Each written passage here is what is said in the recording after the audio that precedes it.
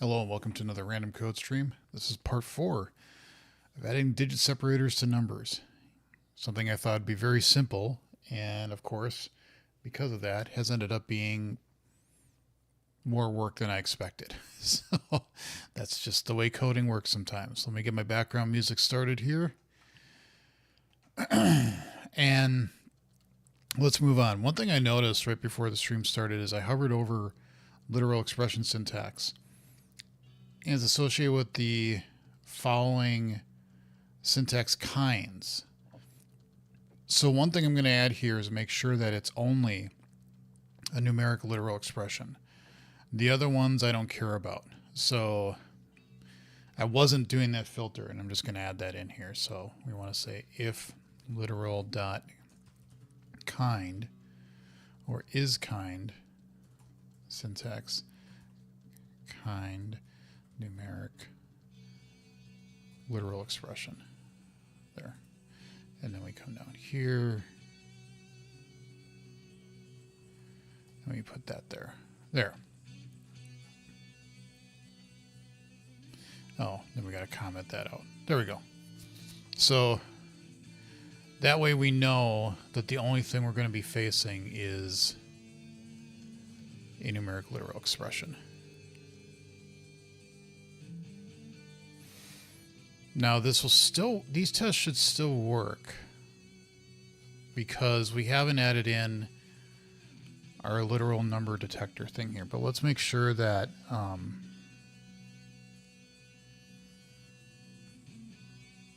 there's another thing I can make sure.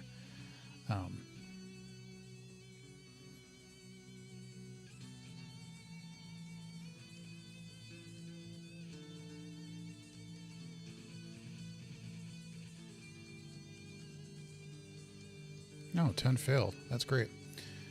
Why'd they fail? Mismatch between...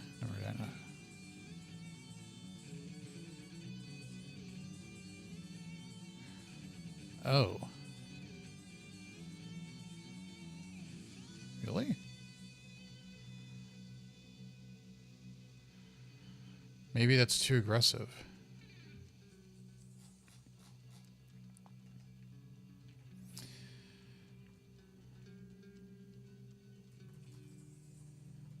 Let's grab this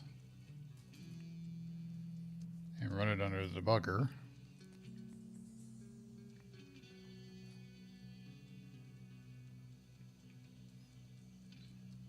How could 2 fail?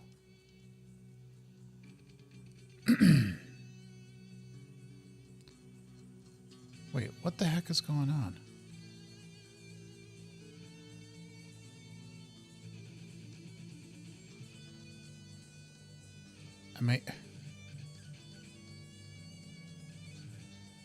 Oh, wait a minute. Okay, so I already have that filter there, so I can take this off. So I did actually have it there, but that shouldn't...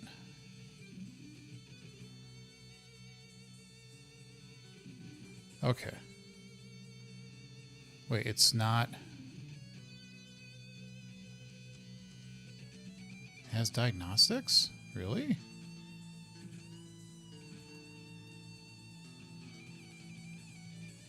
Oh, jeez. It doesn't contain diagnostics. Man, that error's been there for the last couple streams.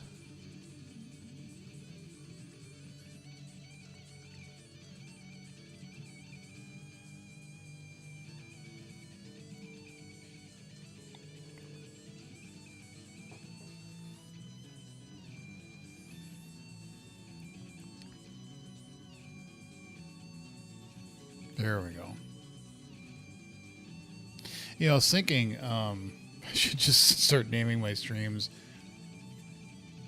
using Aspire to add digit separators and just putting that there, and then people come in. But that's baiting and switching. I would never do something like that. Okay, so we're back to normal. All right, moving on. So we're building this up, and we're able to get the negative sign.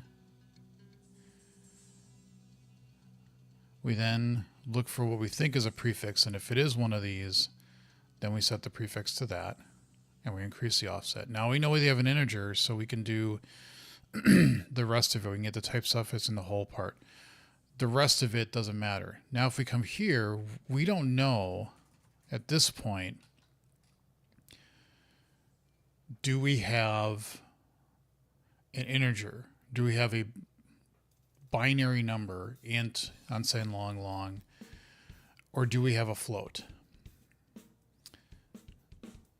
So, and arguably we could have a byte, right? Like if we come back to this document here, integer literals, there's byte, which you could declare a byte to be a series of bits values because it's 8 bits. So you could have a byte that has the 8-bit filter thing on it, and you'd want to have separators on it as well.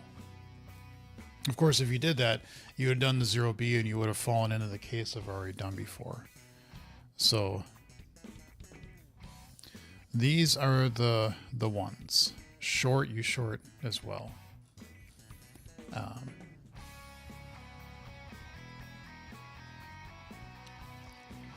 Yeah, I love how they say, put the thing in front. I don't know if I really like that. We'll come back to that later. And these are the suffixes.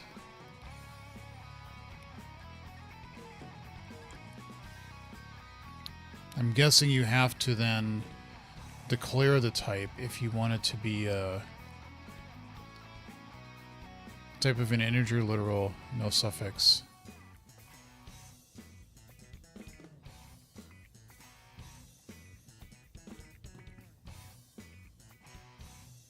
Yeah, so it looks like if you want to have like a short, you have to say, or byte, you have to put that as the literal type.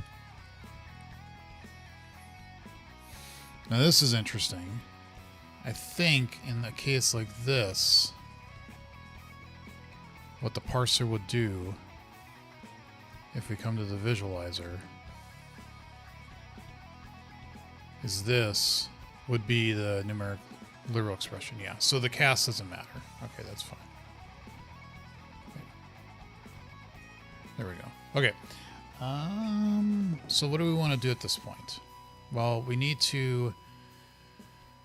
We may or may not have gotten a negative sign, but we don't know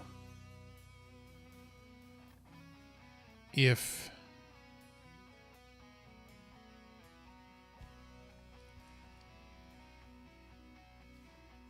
If we have any non-digit characters at the end, if that makes sense, we could look for the exponent,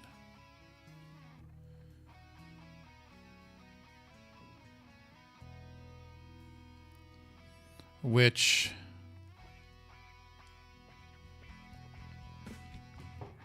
that would only work for decimals. Or, I'm sorry, floating point. I keep equating the two and I can't. That's wrong.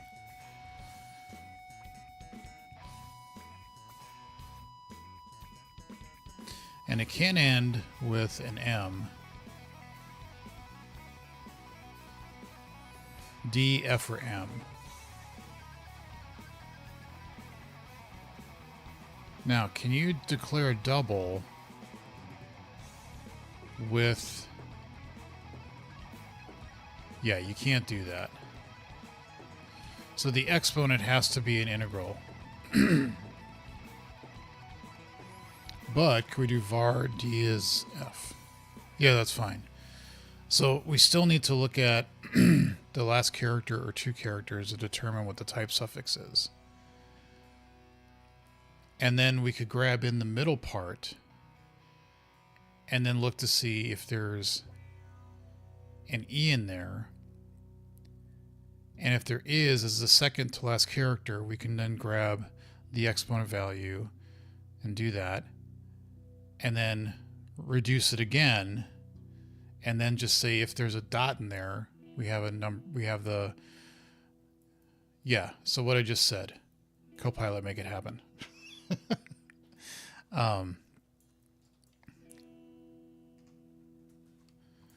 So at this point, we don't know if it's a integer or floating point number. First, look at the last characters to determine if it has a type suffix.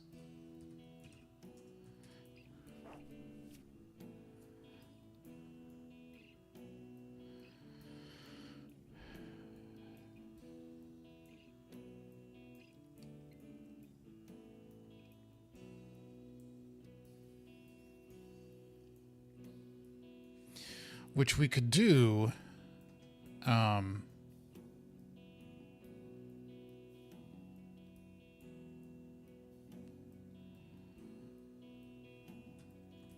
actually, we could grab this out and say now we have a prefix.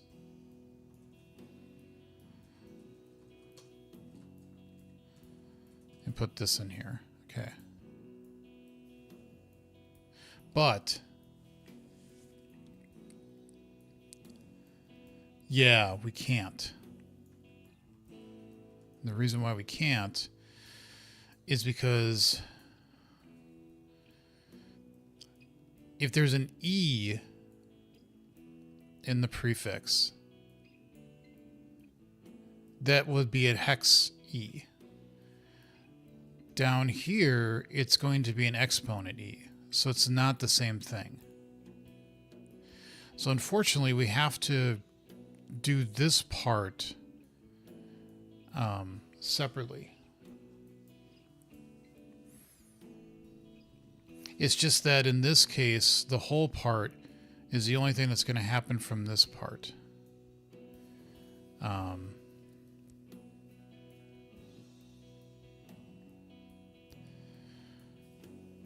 What we could do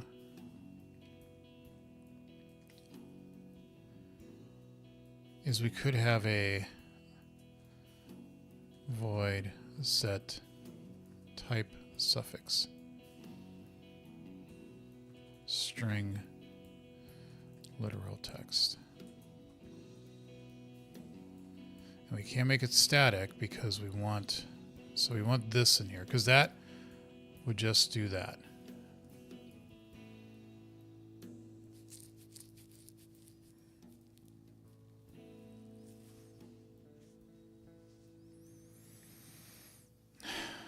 Well, that sucks.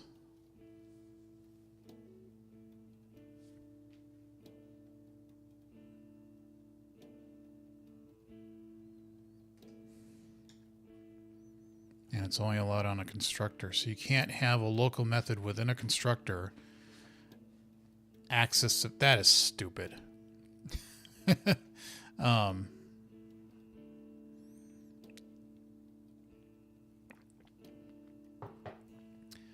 Oh, well. Well,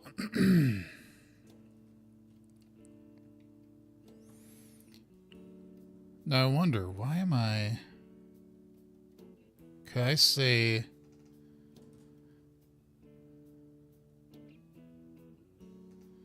here...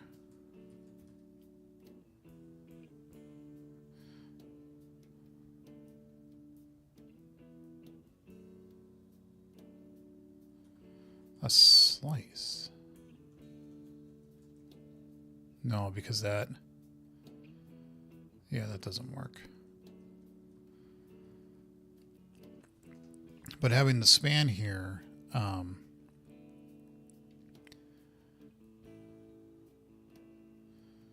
is it really worth it, getting a span?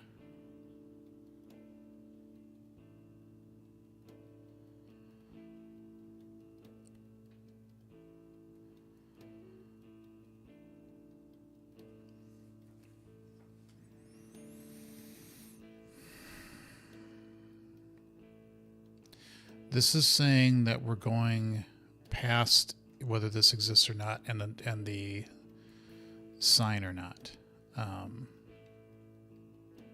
Actually,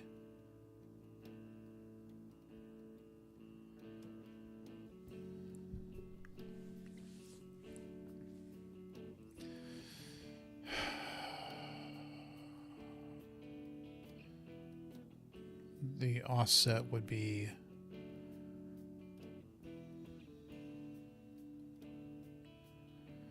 it would either be 1 or it would be 3. And again, the thing I have to keep in mind is that the only way that this class is going to be constructed in an instance is if we have a valid piece of code. If we don't ever make this object. So we can assume that if you have 0x or 0b, why am I jumping 2? Because you could have 0x 1 ul, and that would be fine.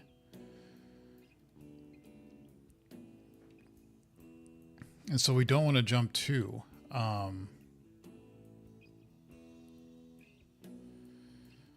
Where we want to start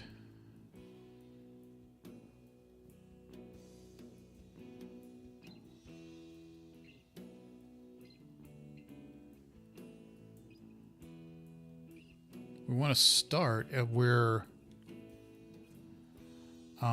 the offset is, right? Because we want to start here. I don't know why I did 2 there.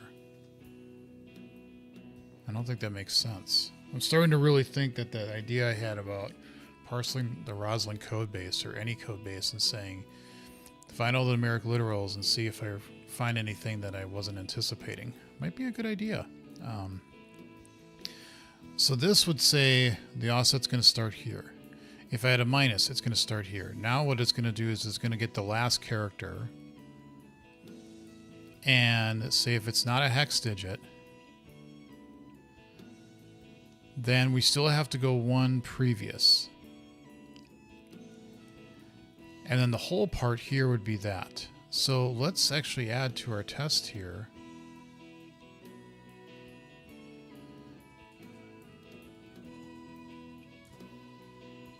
This bad boy.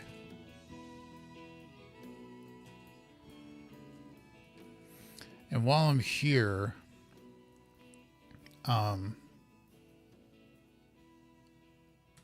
let's put in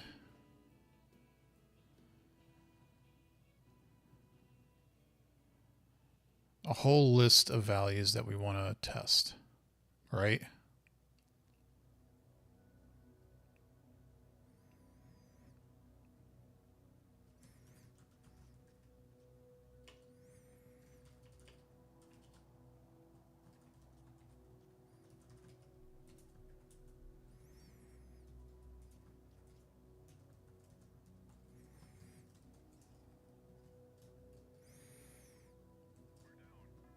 It looks a little odd, but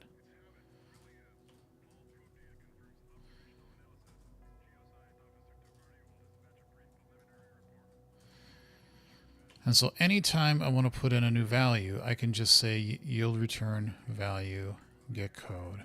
Yeah, that's a lot better. I think that's a lot better. Okay, and so then we could do a minus here. We could also have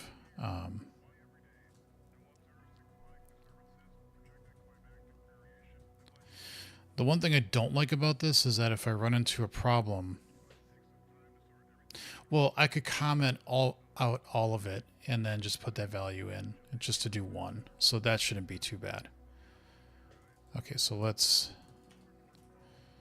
say like 14.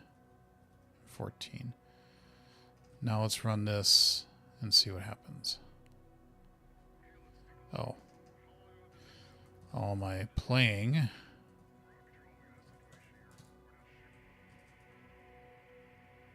Three failed.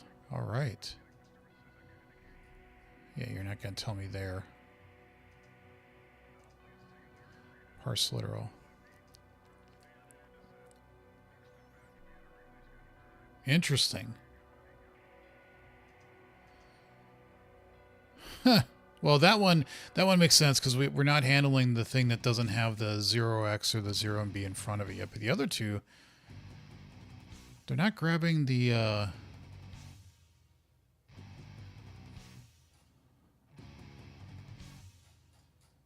the negative sign.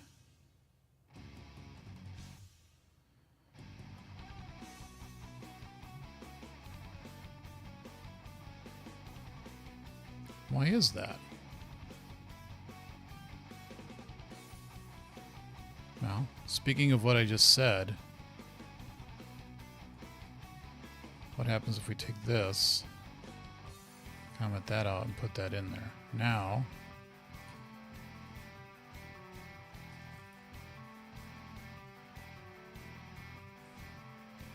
the literal text.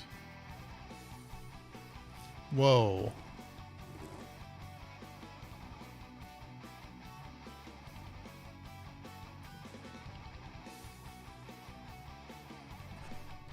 Wait a minute, that doesn't make any sense. Why did it... How'd that get dropped on the floor?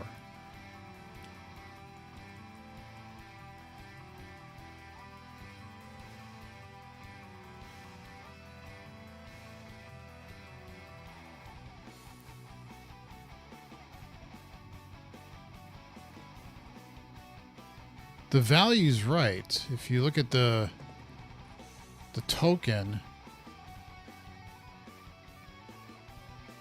it says its value's 20. Why is the negative sign getting dropped? That doesn't make any sense. If I say Rx is equal to that, okay. Oh, what's wrong with that? Oh. Well, explains that one. It explains both of those. Okay, well, you can't have a negative unsigned number. Come on, Jason, wake up. So these are invalid cases. Fair. It's morning. I've had a little bit of coffee.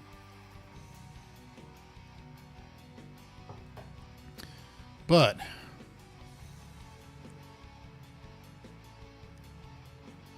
what we could have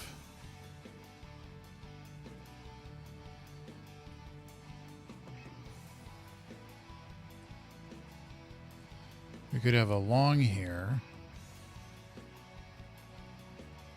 and then a unsigned long of that. And we could have a long one and a minus long one.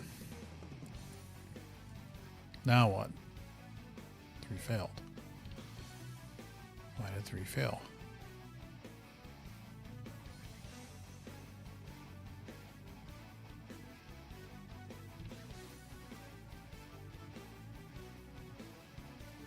Is that valid?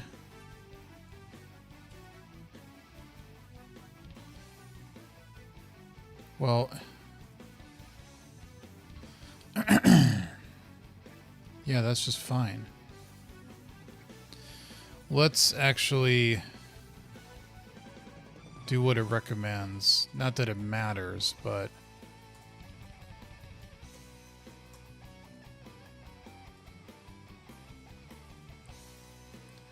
that should be fine. Why is it not?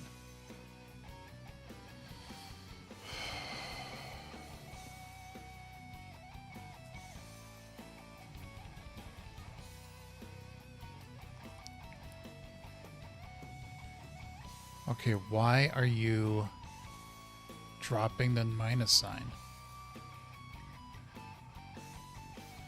A unary minus expression.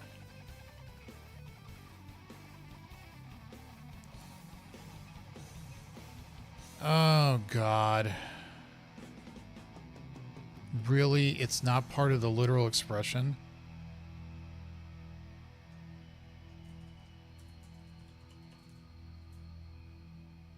Well, that might not be too bad.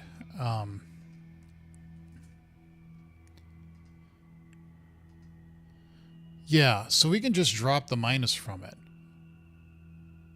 Okay.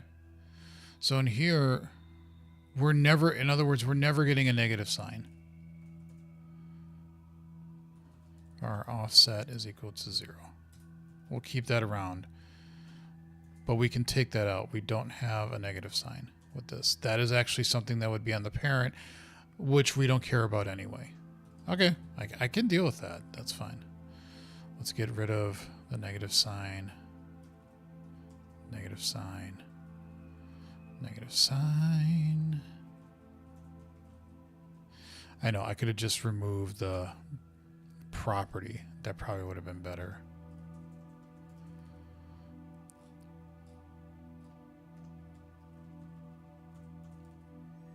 There.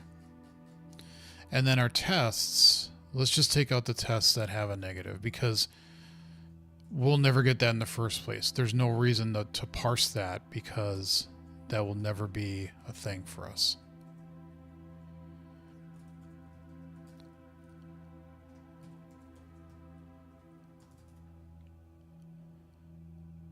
And now they all pass, which is interesting. No, that is correct. Nice. Okay. We actually made some progress here. I'm going to continue. I'm not stopping the stream. Realized I don't need negative sign parsing. I am learning so much about how to parse a literal numeric expression. I didn't sign up for this, but, you know.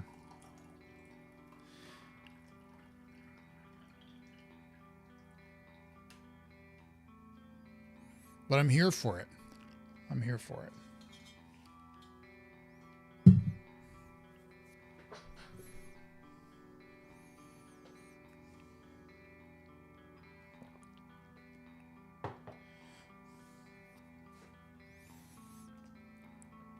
Okay.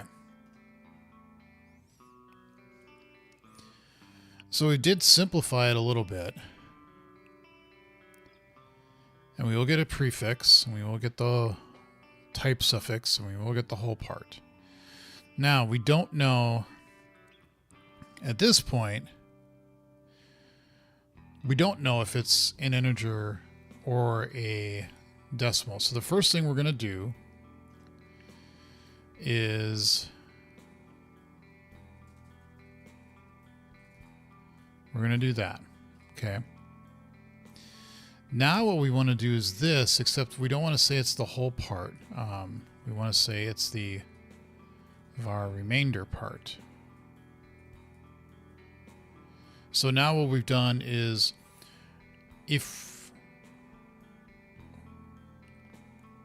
we'd always start at 0, and we're going to pull the last whatever the thing is off, because we don't have an offset in this case.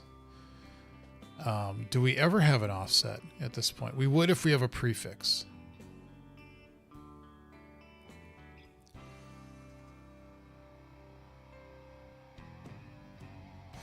But we would know always that the offset in this case is 2. Because now we know we don't have something beginning. We know we don't ever get negative signs. So now what we're going to have is basically, once we get the type suffix off, all we're going to have is a numeric part with potentially an exponent. So if there's an exponent in there, we need now to grab the exponent off and get the remainder of that, and then chunk that off. So yeah, I don't think we need an offset anymore.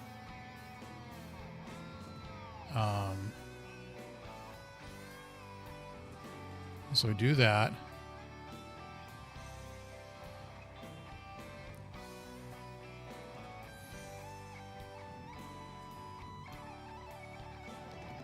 And so now we can assume that this offset is 2.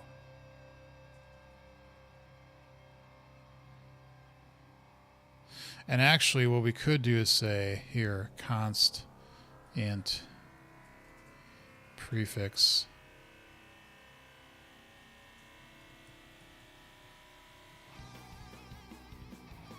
and then we can put that here, just so it reads a little bit better.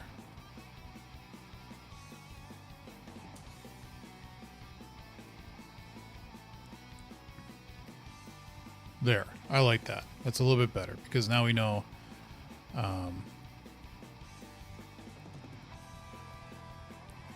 And we can say prefix offset here too. Oh. We can put that up here.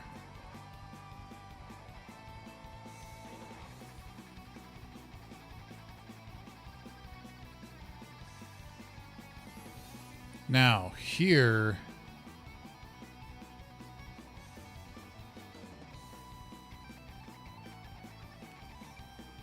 this is why I don't know if getting a span actually matters. Because we could say here, the literal text, like that. And it's just getting a char. I mean, it's not like...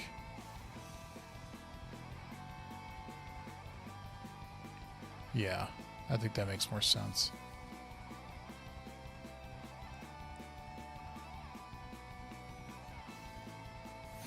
And so now we have to do the thing I said we're going to do. Except we're going to start at 0. And we're going to go through the length of the text except minus off the type suffix. Okay. Now, I think...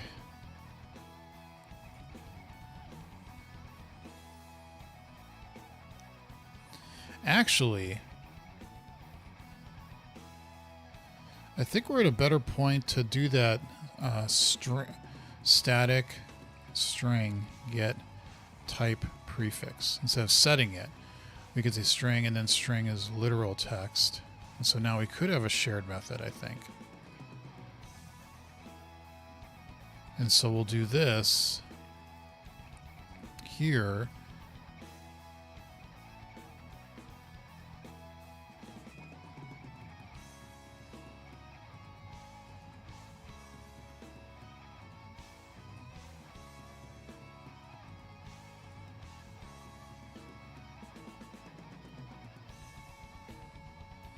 Except what we want to say is return this.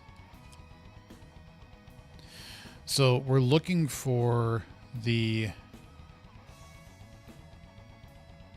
last digit. If it's not a hex digit, we look at the second one. If that's a hex digit, we add it, otherwise we do this. Now, otherwise...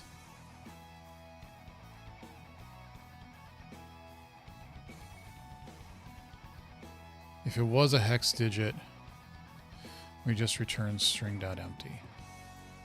Okay. Now what we can do here, you can say this type suffix is equal to get with that. And so we don't need to repeat this code twice.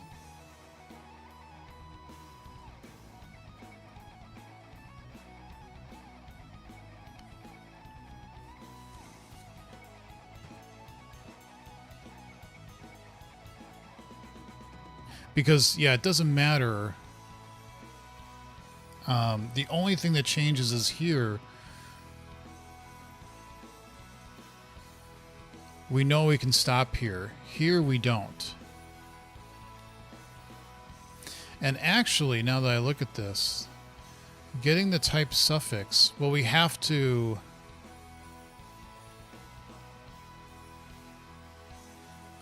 Well, wait a minute.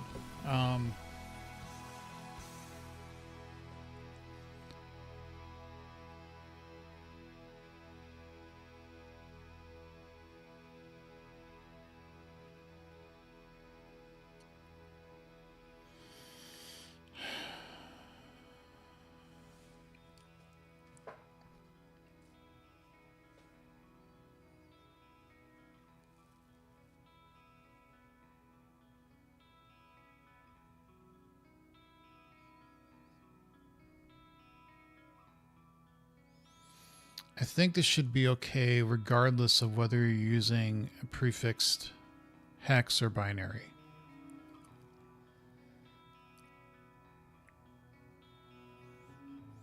Because if you're using a hex, and once you put a U there, it's going to say that stops. And now you're saying it's an unsigned something.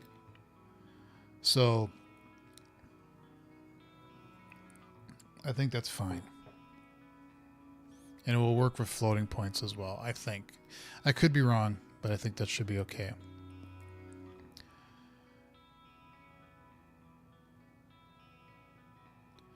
So what I think I can actually do is pull this up here.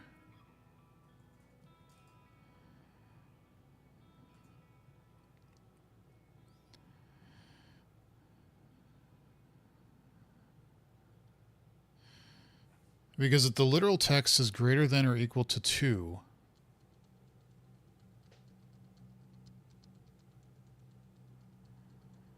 then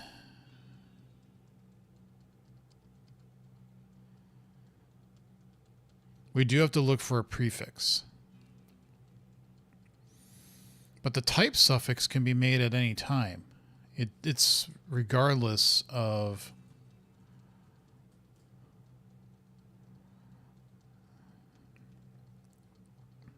Okay.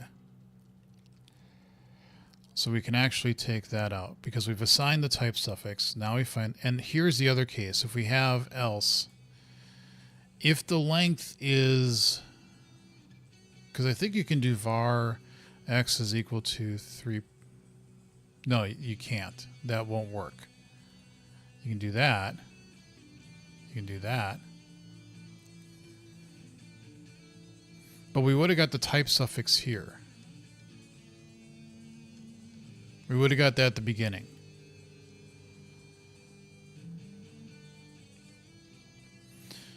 So here we're looking to say, well, you would have put a 0x or a 0b in front of it. And then this whole part would pull out, I think if you did 0x, that would be fine. Let's put that in our test.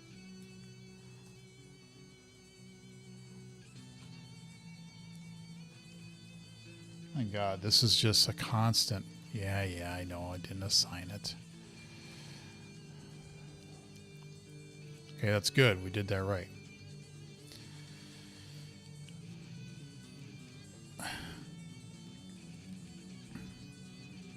Yeah, it's parsing this out is so much fun. So much fun.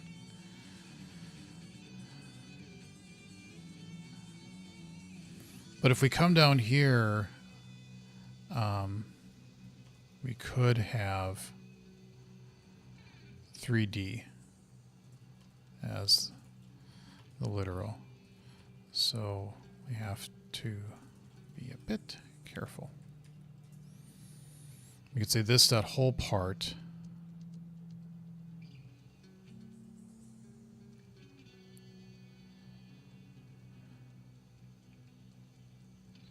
is this.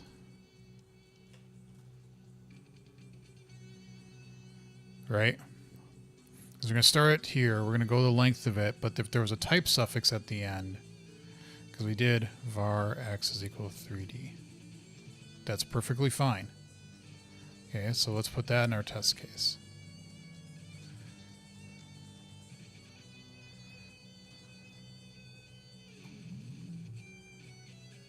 Oop. Got a failure. Got a hot one.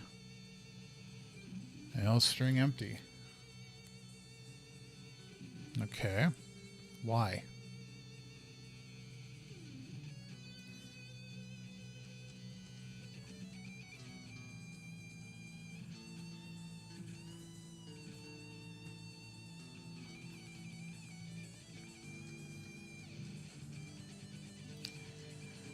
Type suffix. Oh, it didn't. Oh, crap. That's right.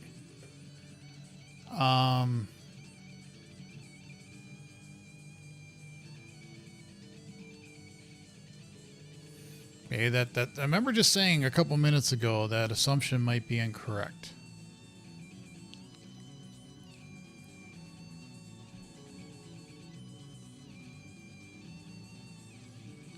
Because a D is a hex digit.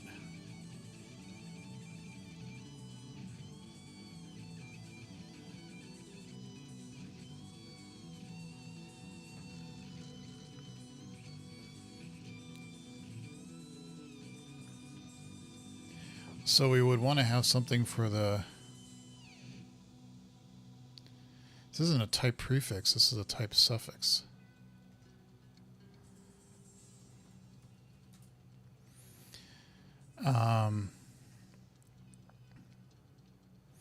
In this case, we care about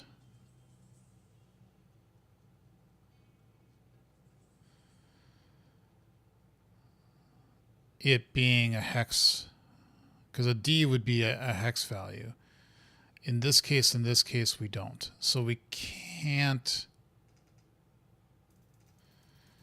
grab it here. It does need to be contextual.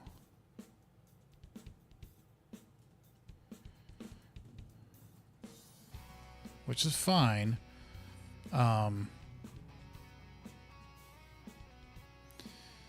we need to pass in some kind of flag here to say if it's hex, bool is hex literal.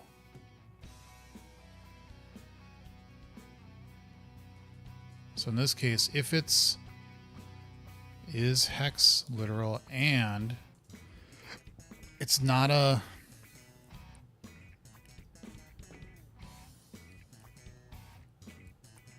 whoops, something wrong. Or char is digit. If it's not a digit. Okay.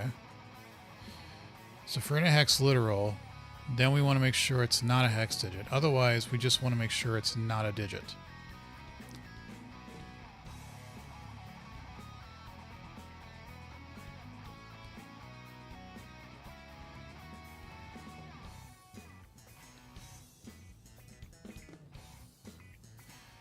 Guess what, boys? Static bool is... What do they call this again?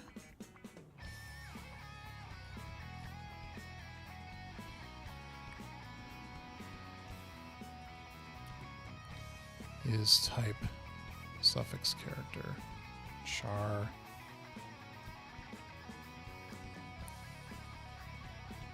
Candidate. Bool is hex literal. And then we can do this.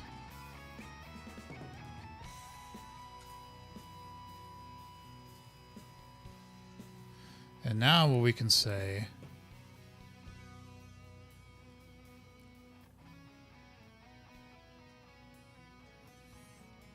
is type suffix is hex literal. And the reason I did all that is because of this. So you've just seen a local method within a local method that's in a method. Which may seem silly, but I think that actually is valid. It's validity here. This only matters within get type suffix. It doesn't matter anywhere else. And this only matters in the constructor. It doesn't matter anywhere else. And so now this handles, you know, in this case, we're going to say true. But in this case, we say false. And then in this case, we say false. Now if we come back to our test, still fails. Oh. Oh, that's right. I think because...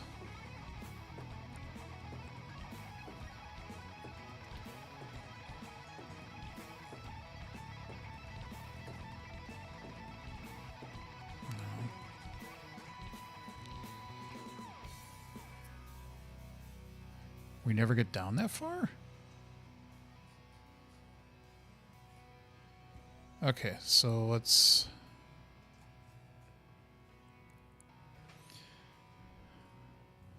Get the literal text. It's 3D. If it's greater than or equal to 2, oh, then we come into here. So we might not be handling this correctly just yet. Is it that? No. Yeah, so we haven't done this. Okay, so actually my assumption was wrong here. We couldn't have a type suffix. The whole part is just literally the literal text.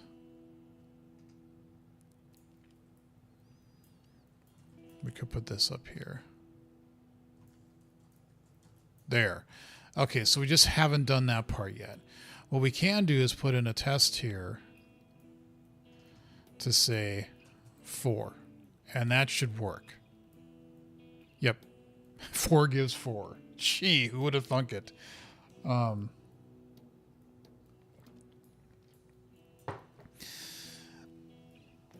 This is fun. Coding is fun. We're having fun, folks. All right, so this is really the last part. Is we need to let's get rid of all my breakpoints, and let's pour some more coffee.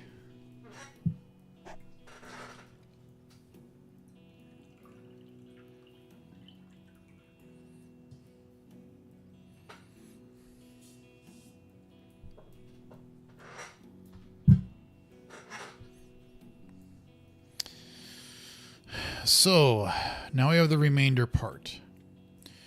We know that we have at least 2 characters. One could be a D. This remainder part is now, it could just be 3. It could be 3.2. It could be 3.2 e to the 4. You know, so we want to now grab, look for the exponent, if it exists. So what we want to find is var exponent position is in the remainder part, index of an e. If exponent position is greater than 0, and why do I say 0 here? Because it couldn't be at the beginning. Whatever you have left here, if you have an e, it's going to be at least greater than 0. Because you could have 1 e4, right? You could have var x is equal to 1 e4. And that's fine. And so we don't have a type suffix. The remainder part is going to be this. And what we're going to find is the e here. You can't do this, though. That's not correct. So you got to have at least, it's going to be at least at 1. And so it's a little bit more of a check. Show speaker. What am I doing? The intent of this is to write an analyzer and a code fix in Visual Studio, or for C# specifically, that if you type in something like var, I just put a stupid value there, that to make it slightly more readable, you can put in digit separators. And if you do something like 0x, 1, 2, 3, 4, A, B, C, D, arguably people usually put it in 2 or 4 positions here to make it a little bit more readable. There is a helper in Visual Studio, an analyzer that does it, but it doesn't do it solution wide. And so I'm writing an analyzer and code fix to do that for everywhere. Fun stuff on a Sunday morning. All right, so you know, it would at least be not net -1. So it would be greater than or equal to 0. But I think it's also technically correct to saying it should be greater than 0. If it's there at all. If it's not, that's fine. So again, at this part, the remainder part would not have the prefix in front of it. It would not have the type suffix because we've trimmed it off. We're just looking now at basically the raw numeric content within it. So if we do have an exponent position in here, what we want is the exponent part, this dot exponent, to be equal to the remainder part, substring, of starting at exponent position to the end.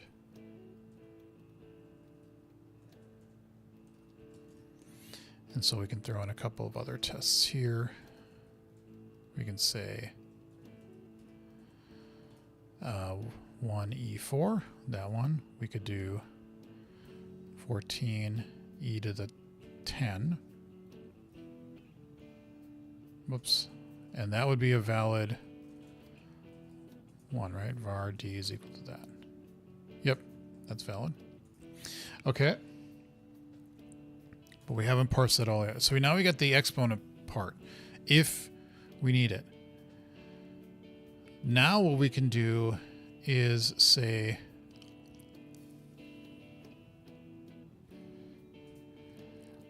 remainder part is equal to substring starting at the 0th position up to the exponent.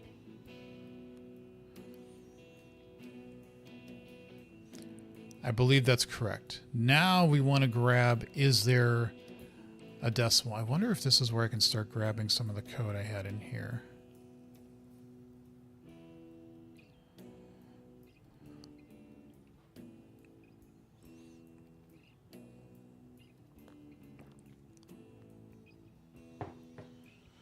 What this project does. This is a analyzer.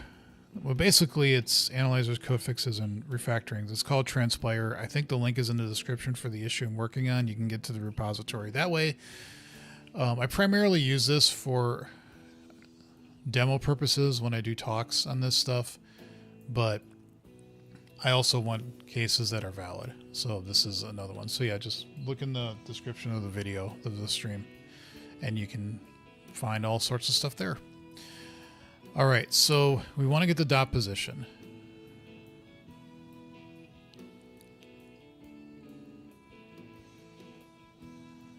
Okay. And we also do want the separators here. Or needs separators. So we can sort of grab this. And say on the remainder part, find if there's a dot. If it's greater than -1, now what we want to do is we want to say this dot whole part is equal to the remainder part of the substring starting at 0 up to the dot position. And we want to say the fractional part starts at dot position +1, right? Because I think that's correct. And we want to go the length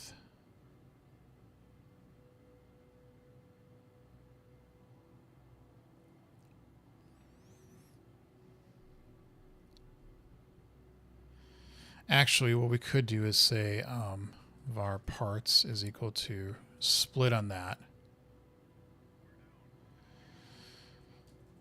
The whole part will be parts 0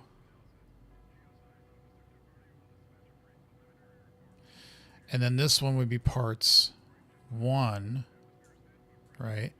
Come on, I had to remove this dot exponent, which would just be, why is that?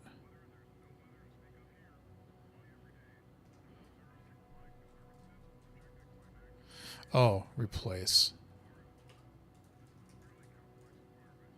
It's a little not performant, but I think that should be okay in this case. Otherwise,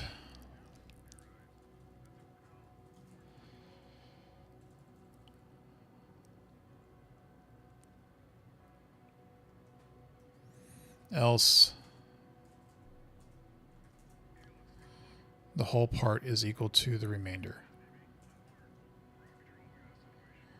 Except we have to replace exponent with that because we could have put that in there. Okay, so now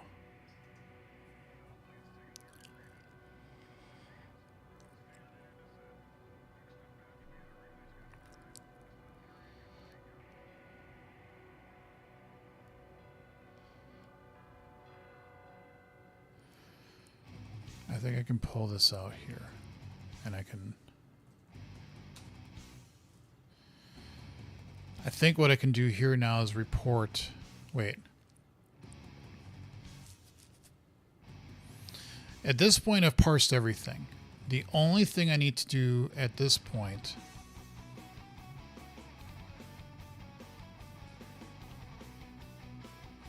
that's the whole parsing point, is we need to say here this dot needs separators is equal to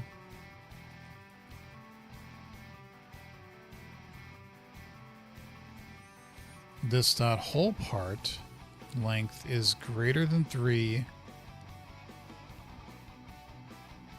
That's not true.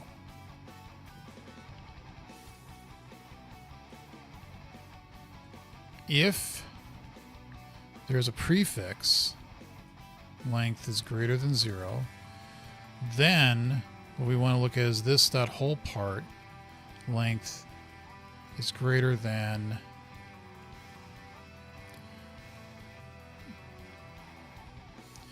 we want to say 2 because we want to offer up a separator that is 2 or 4.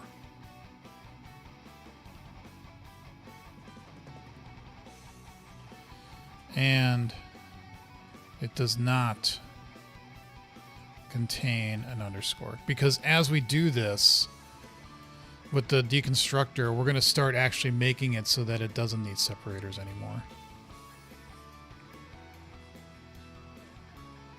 I think that's something I'm going to have to be a tiny bit careful about how I pass that state around.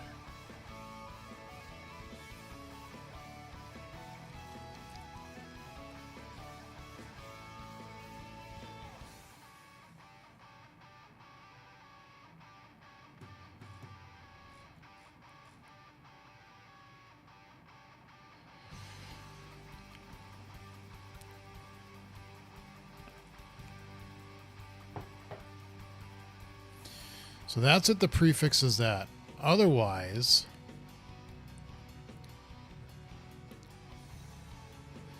we wouldn't have the case where it's a binary or hex. So now we can say this dot whole part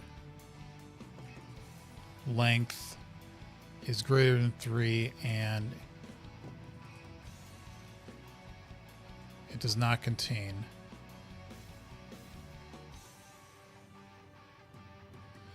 So we want to say that, or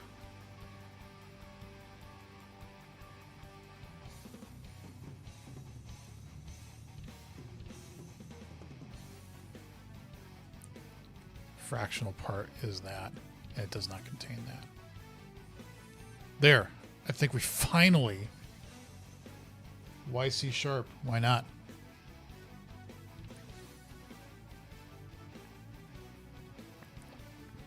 That's what I'm doing it in. This is a little bit hard to read, but the thing I got to be careful about is that if I'm doing this,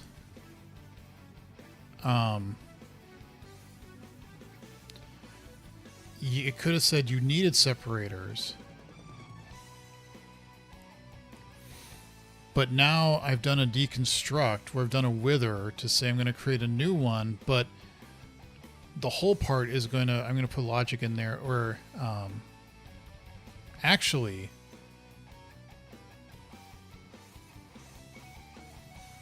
maybe I don't have this as something that you expose.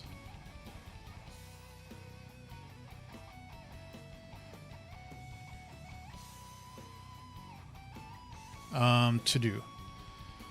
Maybe this is private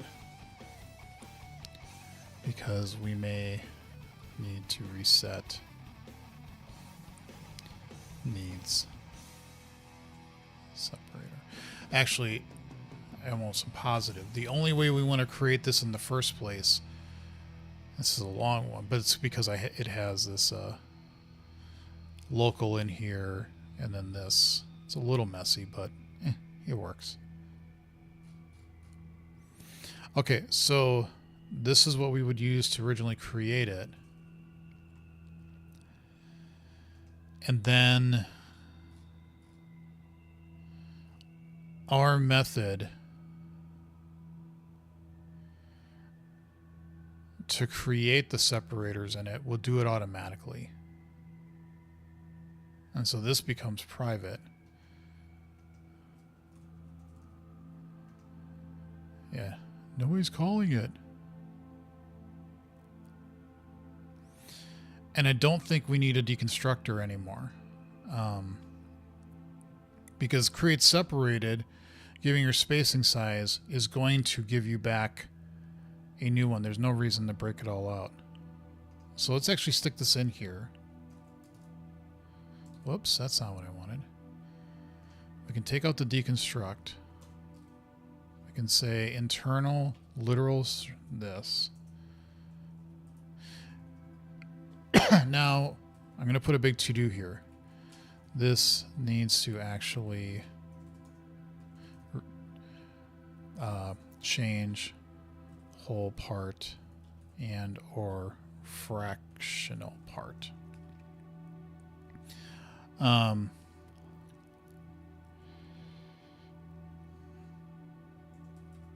Based on spacing size. Okay, so now what we can do is we can say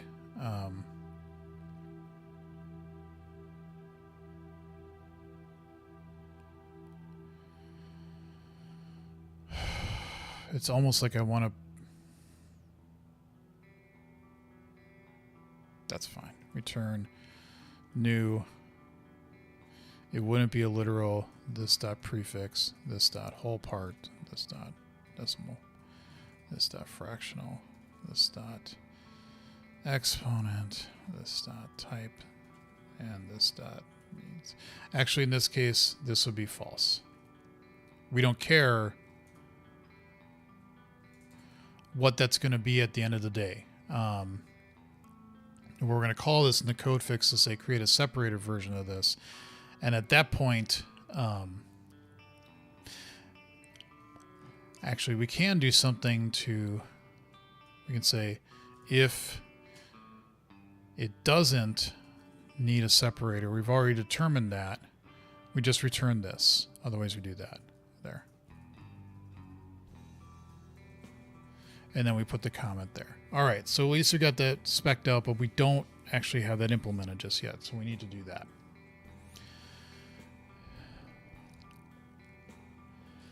We know based on scope and logic and everything else, this is only going to get called if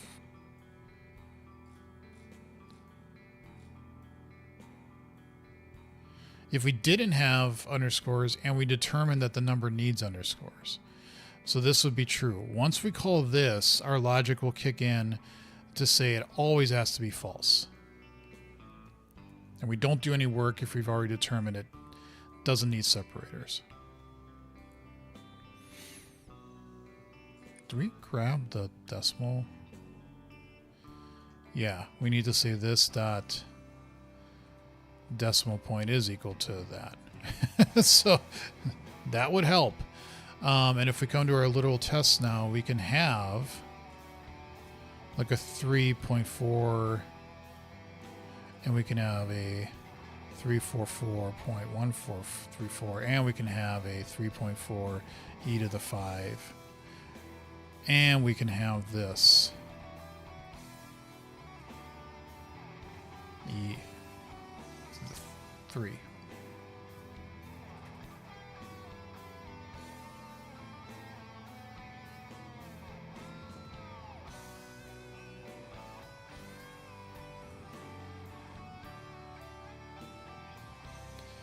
Ooh.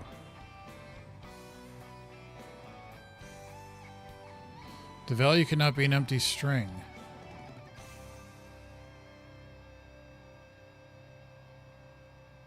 Huh?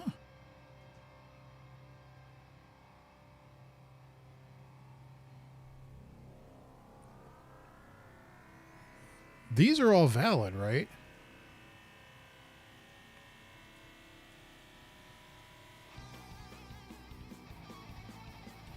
Yeah, I didn't do something that was invalid.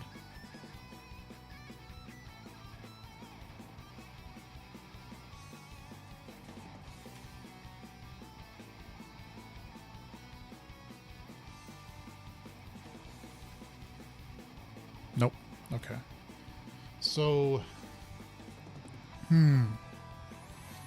where's this? Let's just grab this one. Comment all this out. Put that in there. What broke? Well, that passes.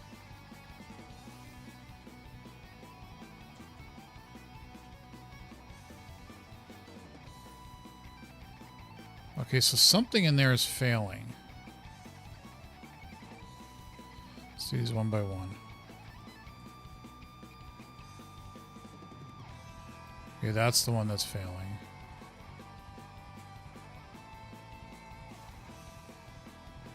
That's also failing.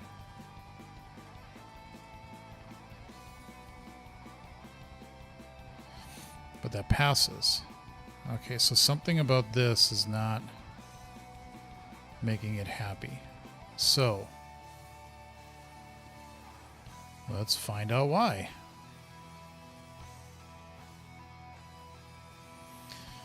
Okay, well, greater than that. We do not have a prefix, so now we don't know what we have. We get a type suffix. That should be nothing. The remainder part should now be that, which is correct. We look for an exponent position. We don't have one.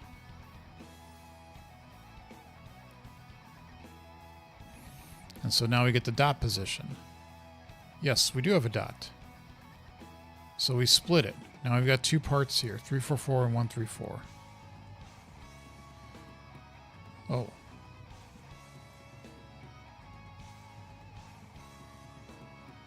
Oh, that's unexpected. I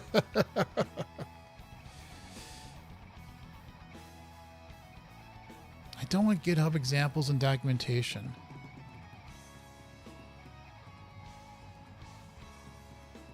Ah, yes. It's actually literally there, but it won't show it as here.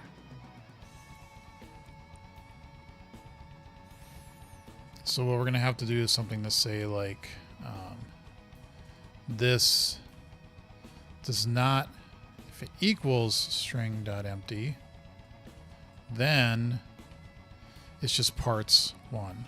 Otherwise, it's that.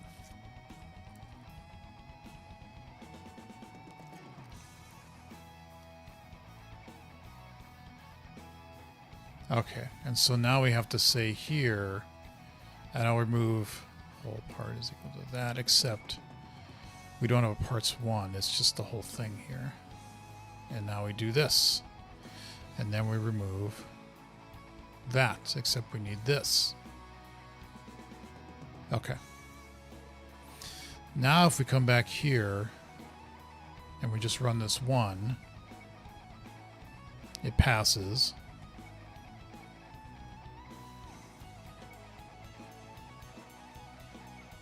Those all pass. Okay, so we're making more progress. Handling even more numeric literal cases. The one thing I want to add here now is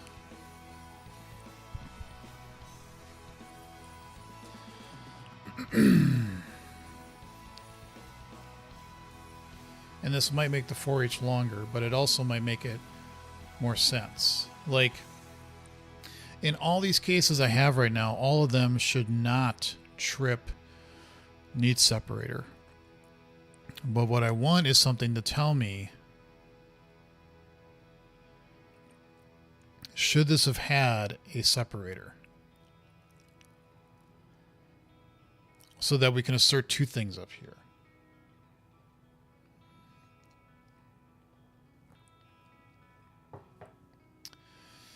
So let's do that in unless string value bool needs separator. So now in all these,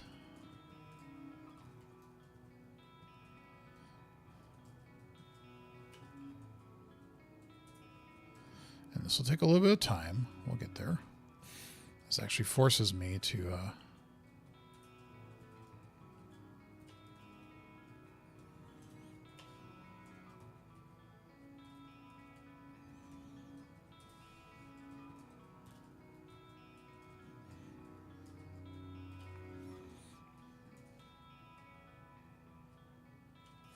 actually, I'm starting to see something here. I think I might actually be able to do this as a test case now, and it'll be easier to maintain. I think. False. But I want to do this first. Okay. So now we get all this. So now what we want is value.value here. And we want to return value.value. This gets a literal syntax. This is now getting the test case source of that, but we're not capturing that. So what I want to have now is a new method we're going to call public, and it's going to replace the one above, static void parse literal text 2. But we want it to be a test case where we pass in these. Okay. And so what this is going to be is not this. It's going to be string value bool needs separator. Okay. And so the first thing we're going to do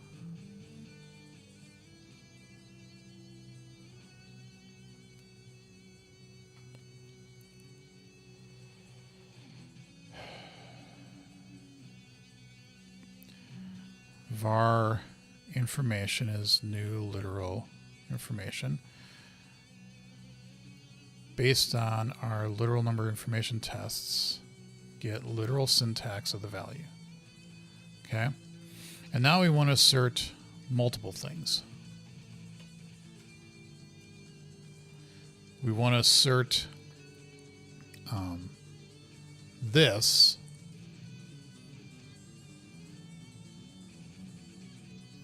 Assert that the information's toString is equal to our value. Okay. And then we also want to assert that information needs separators is equal to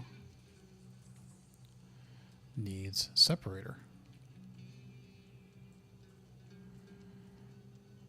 And now we just run this, and it failed. Of course it failed. Why did it fail? It thinks it needs it? Are you nuts?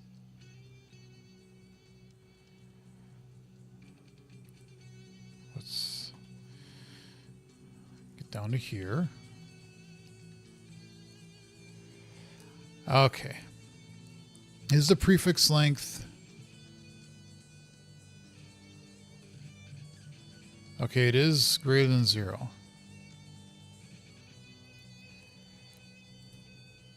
Ah, yes, because we would do that in this case. Actually, that is true. Okay. We could also have a case here to say this would be false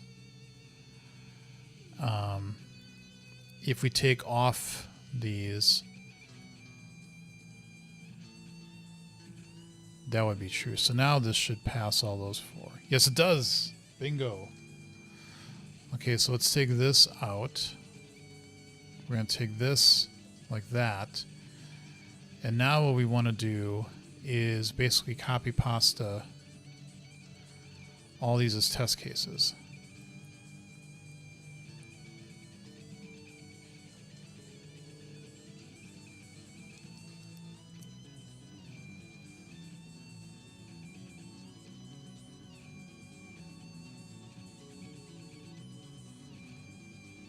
No.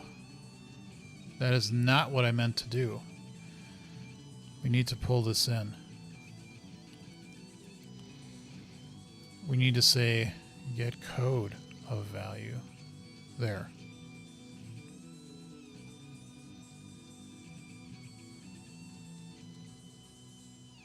Funny that it actually passed like that. It should not have.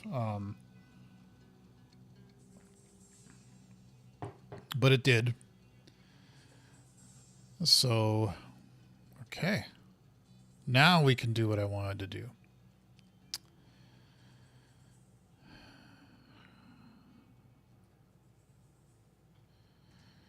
So we have that case.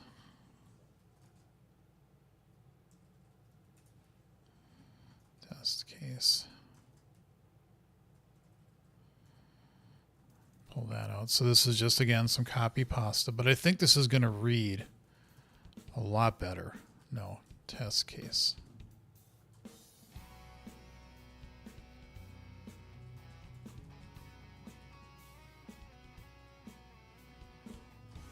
And then, so this will take just a minute or two to get done. Okay, that.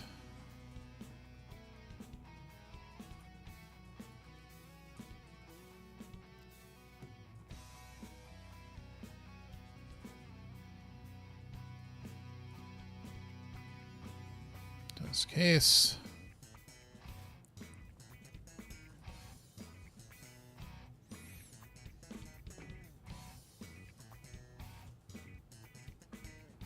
What is that? Come on.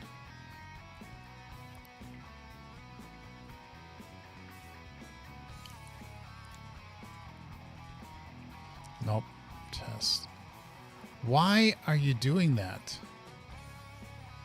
Don't put the capitalization there. It didn't like accidentally make a...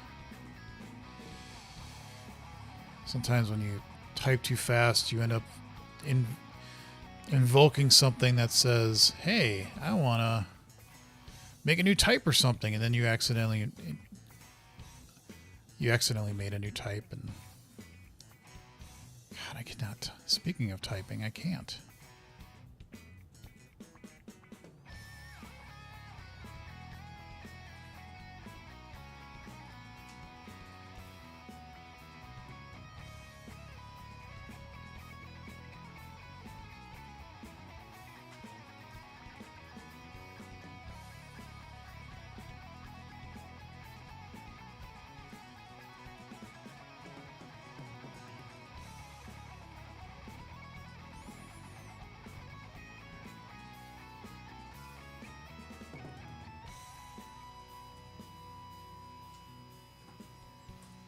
Okay, now we can get rid of this. We want to keep that, though, since that's still being called. And I think that I like the way that reads better. All right. Get commit. Refactored test to test. Nice. All right.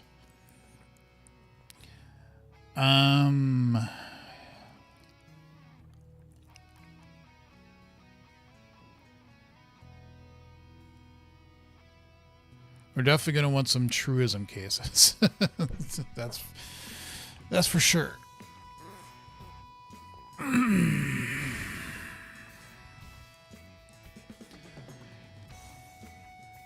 Whoops. So let's do that real quick. I just want to throw out a couple of cases here. This shouldn't be, but this should be.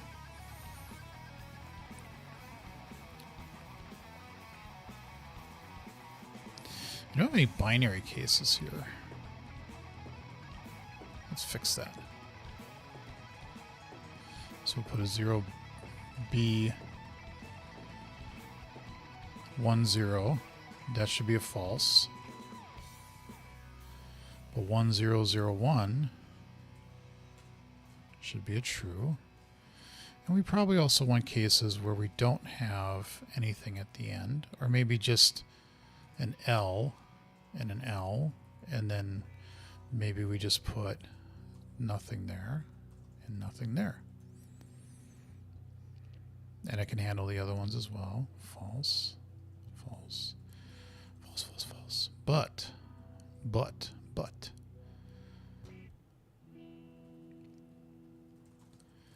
This would be true.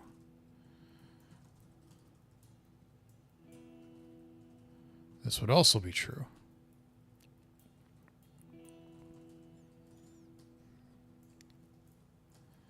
This would also be true.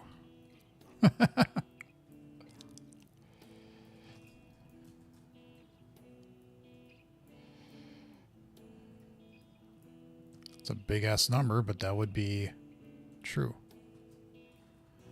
Okay, this is false, false, but now let's make that true on that side. And then let's make it true on this side. And the same thing here. We can make this 4, make that true, and then put a 4 there, make that true. 1 failed. Out of all that, 1 failed. Which one failed? Okay. So 344.1, this one.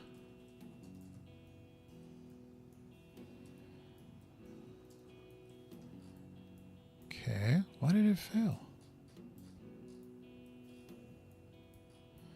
Let's just do that first. Okay, the prefix, there's no prefix. The whole part is 344. The fractional part is 1343.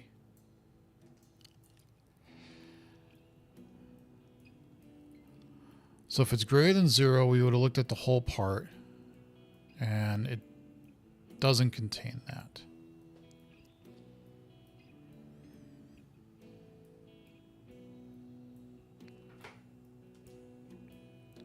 It is true. Well, isn't that what I... Oh, I had the wrong thing here.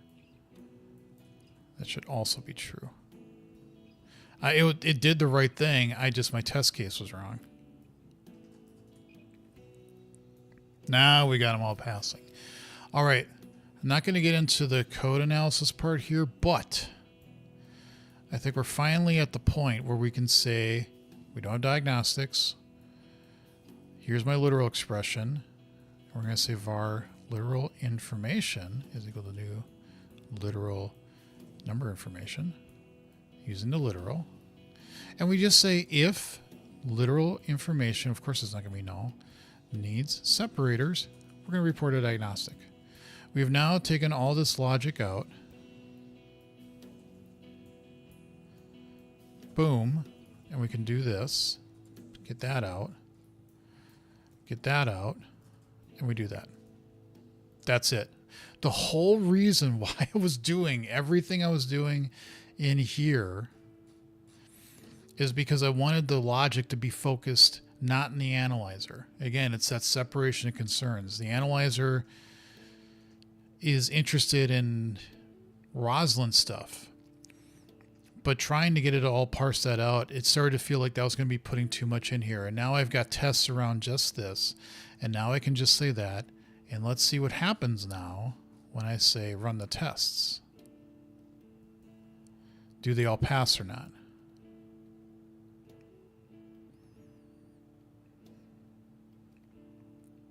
And they may not. I might have messed something up with the test down below. But the intent is they should all pass. And they do. Nice. Very nice. 2-2. Finally got literal number information in the analyzer. So we're crawling our way out of the hole now. It doesn't mean that this is handling every single case of a numeric literal kind or whatever that is correctly. I might have bugs in here. That's completely possible. But just the structure of the code lends itself, I think, to being more easily maintained. Now, for the next video, what we need to do now is in the analyzer, and there's a way to do this, is we need to smuggle state into the diagnostic so that it can come out the other side. I'm not sure, excuse me, I'm not sure if we can actually pass in our literal number information into that, or if you can only pass in things that are like serializable, for lack of a better term. I think it's all in memory. So whatever the analyzer reports as a prop, there's a way. I know, no. I know there's a way to do this because I've done it in one of mine. I just don't remember.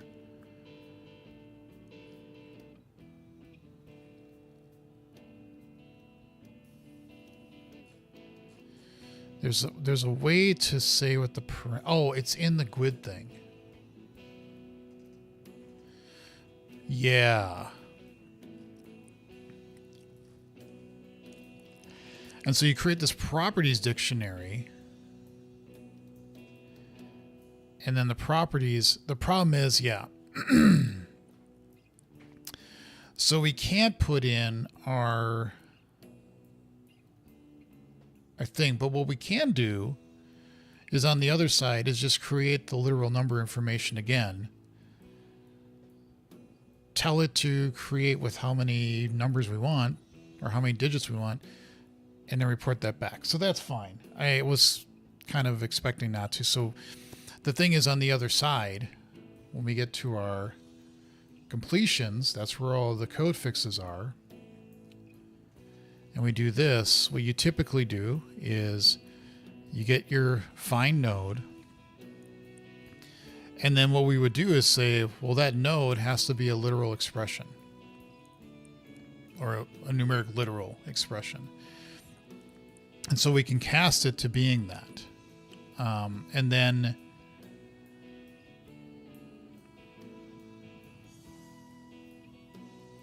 yeah, so we're going to have to do something to say, this will be a little tricky what the logic is to do this, but we're going to need to do something to say, grab that text out, make our number information, give what the new value should be, and then say where that was, we want a new literal information syntax there, which we might need to do a bit of parsing with Syntax Factory to get that. I'm not sure. That's a thing for the next stream. But I am happy. Let's make sure we've committed everything. I am happy with where we've landed because I think we pretty much now have the first side done-ish. We need to now make the code fix, and then this will finally be done. So I want to thank everybody who is watching either during the stream or if they watch the VOD later. If you haven't subscribed to the channel just yet, please do so. I would greatly appreciate it. I hit my goal of 1,000, but there's more goals to have. Keep growing the channel. So please subscribe. And if you have subscribed already, thank you for doing that. I do appreciate it. I will probably do another random code stream this coming week, maybe Tuesday morning or Thursday morning. We'll see how I feel. Maybe Monday morning. Who knows? Maybe tonight. Who knows? I don't know.